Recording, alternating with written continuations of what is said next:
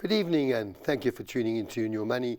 I'm your host Bryan, and in tonight's program we are focusing on estate planning, offering insights and guidance to help you make informed decisions.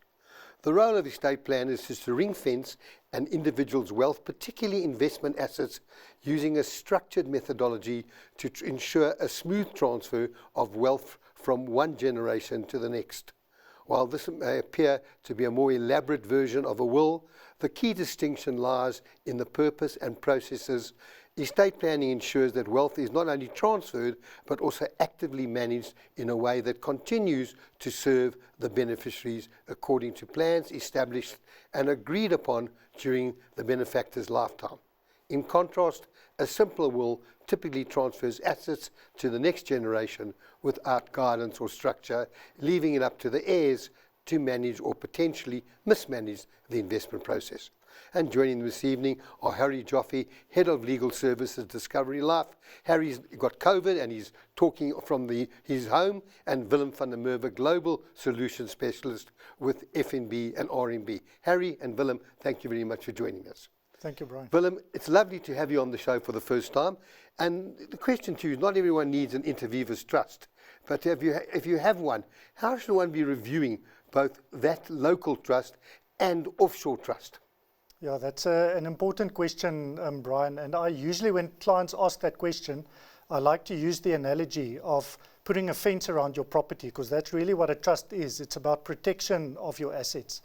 And when you set up a fence around your property, it's not a once-off a process. There's maintenance ongoing that you require on that fence, and there's also ongoing cost with the maintenance of that fence. And I see a lot of similarities with estate planning, where you need to review your trust, whether it's a local trust or an offshore trust. So my view is that you should do that annually at least, with a holistic review of your general estate planning, whether it's investments, your insurance policies. At that time, you can also review the trust deed. It doesn't mean that you have to necessarily make changes on a yearly basis, but it's important to ask the questions whether regulations have changed. Is there something that you need to update in your trust deeds? Willem, trusts, people have created trusts. I've seen trusts now going back 50, 60 years. And those trusts may be set up correctly, but they must be very outdated. People don't realize I've got a trust and I really have to look at it. Would you agree that even 15 years ago, trusts really need to be reviewed? There are changes that one needs to consider.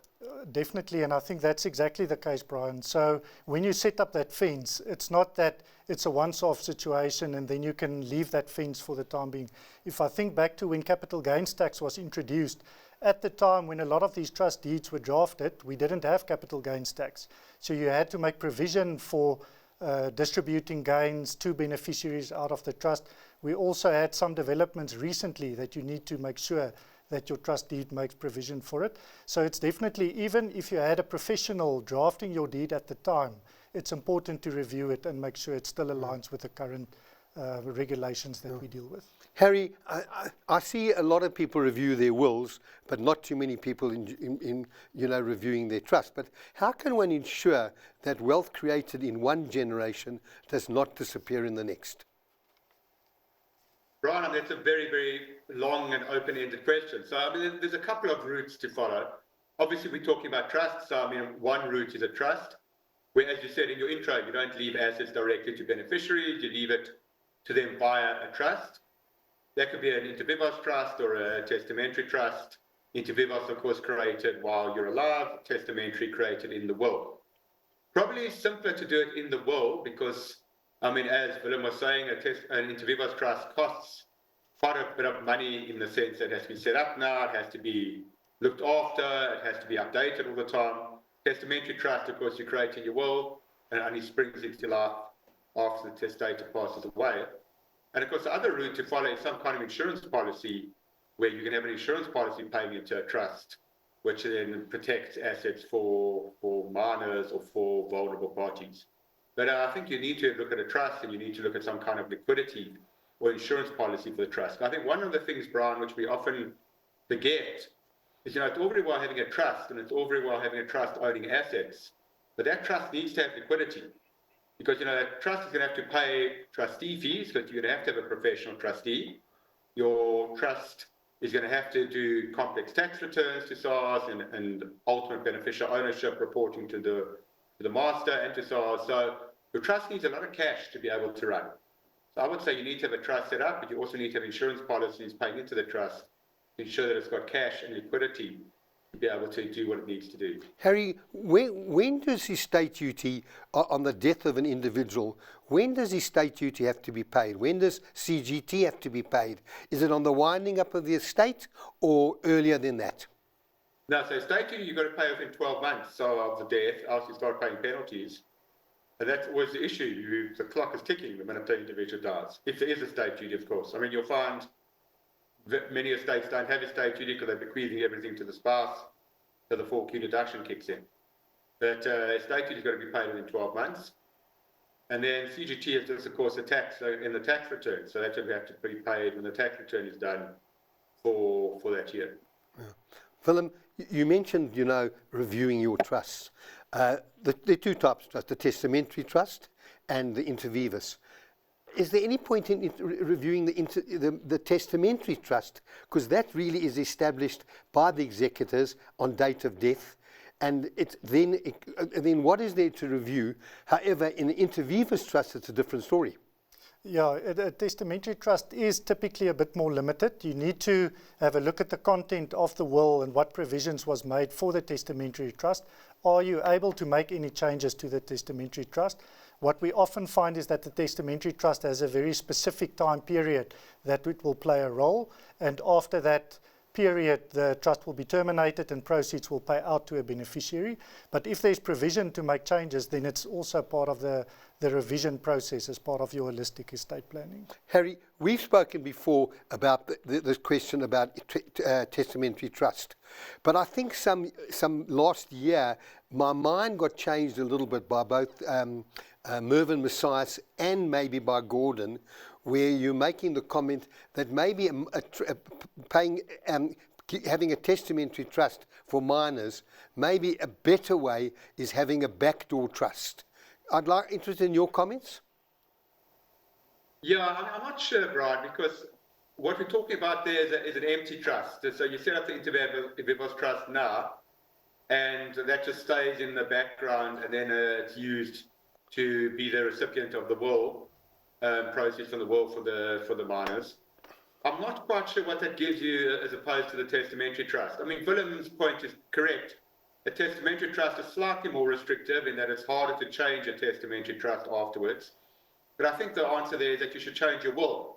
You should be updating your will every year, and if there are any changes in your life or in your affairs, you should change the will, which gives birth to the testamentary trust. So, having this dormant inter vivos trust, it's quite costly. You've still got to have the trustees, you've still got to do the reporting to SARS and to the master, you've still got to do your tax returns. I'm not sure if that would be what I would recommend. I think a testamentary trust is still the simpler way to go, but just make sure that your will is then properly updated if things change. Well, talking about the trust, changes to a trust, the winding of an estate, the creation of a testamentary trust for minors, all require approval from the master's office. I've often spoken on radio about the ongoing challenges at various masters' offices across the country. Interestingly, a caller from Durban recently shared a positive experience, noting how efficiently the master's office in his region is currently operating. This made me wonder, how are the master's offices in Johannesburg, Pretoria performing? Have they implemented any digital processes to improve efficiency? Harry? Yeah, so they are trying to bring that in. Trusts can now be registered online and stuff like that, but it's not smooth yet. It's kind of being implemented as a test phase, and it's now starting to go live. I'm not sure how that process is playing out yet. I haven't heard anything that it's working well yet, but we are starting that, Bryan. So, we're at the start of that process, which hopefully will improve things. Because Harry, the big problem really is where a trust talks about having 3 trustees. One has died. You now have to appoint a third, and you have to get appointment through the master's office. And there seems to be enormous delays. It can take a year, yes. I mean, we've had cases where it's taken a year, and then the trust can't act, and it's frozen in effect. So that is a problem. There's a case this morning on MoneyWeb, Bryan, really interesting case, where one of the banks, I won't name them on air, and it's not Willem's bank, so Willem doesn't need to worry, but one of the banks was taken by a fake executor. So the chap comes to the bank, he says he's the executor of their estate, he's got all the letters from the masters saying he's the executor, the bank pays him out estate cash, and it turns out he's a fake executor, he's not the real executor. Now the bank gets sued, and they've got to pay the money back into the estate because they paid the wrong executor. On MoneyWeb this morning, and that's again the problems that are coming out of the master's office still. So I think, Bryan, we hopefully are in an improvement phase, and hopefully as more online stuff starts happening, it will get better, but there's still a long way to go with the master, I can tell you.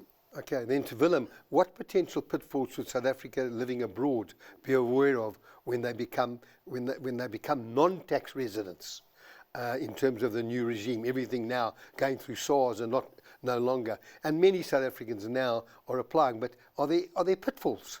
Yeah, there's quite a lot of uncertainty around this topic, Bryan, and especially with the abolishment of the previous immigration, the SARB immigration process as we used to know it. So now when individuals are abroad and they want to cease their tax residency, it's very important to be reminded that there is a capital gains tax deemed disposal of all their assets. That's if they had assets left behind, but many just left as youngsters and now been living overseas and everything. They're not going to pay capital gains tax on assets earned abroad, are they? Sure. So if you did not have any assets, then the calculation might not be that detrimental, but it's important to consider that. And with me being in the banking environment, an important change is that the moment that you become a non-resident for tax purposes, the bank also needs to change your banking profile to that of a non-resident, and that limits your banking access in terms of online banking, credit facilities, that sort of thing. So it's very important that if you still require the same banking access, you need to carefully consider whether the non-residency is the correct route. Other things that I can think of is then when you become non-resident, you only have access to your single discretionary allowance, the 1 million rand to externalize abroad without clearance in that year when you become non-resident. In the preceding years, you no longer have access then to the SDA, as we refer to it. So it's not just a question of do it, just investigate all the avenues, but it will make it a lot easier if they do become non-resident and they've got parents living here, because when parents pass on, that at least the assets can be transferred. But let's put a pin on that. I've got to take a break. We're going to take a short break. Stay tuned, and we'll be back shortly.